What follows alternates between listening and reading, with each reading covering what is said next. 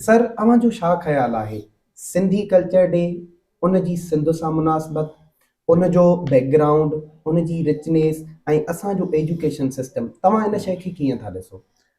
Culture जा जेके मुख्य जुज़ा थींदा आहिनि उन में सभ खां अहमियत वारो जेको उन जो पहिरियों बुनियादी जुज़ो आहे उहो हूंदो आहे बिहेवियर। जी तव्हां जूं रीतूं रस्मूं, तव्हांजो लिबास, तव्हांजी ॿोली, तव्हांजा खाधा पीता, तव्हांजी रहणी करणी ऐं तव्हांजी ॿोली।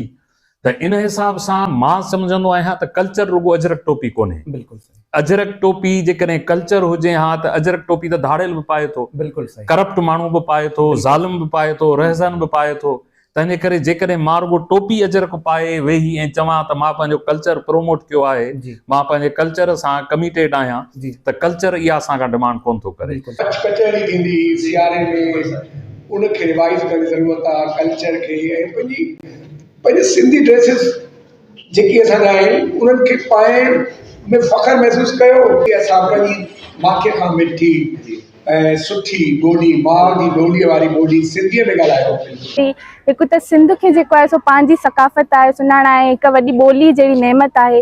उन खां अलावा सिंध जी ॿोली में ॾिठो वञे त 52 अखर आहिनि जेके के तक़रीबन ॿियनि ॿोलियुनि जी निस्बत तमामु घणा आहिनि। सकाफ़त द बुनियादी तौर अंग्रेज़ी में डेफिनेशन आहे द वाट वी आर, असीं जेको कुझु आहियूं असांजी सकाफ़त आहे। तालीमी इदारे में ई उहे नौजवान शागिर्दियाणियूं आहिनि जेके असांजे सकाफ़त खे अॻिते आणे सघनि थियूं।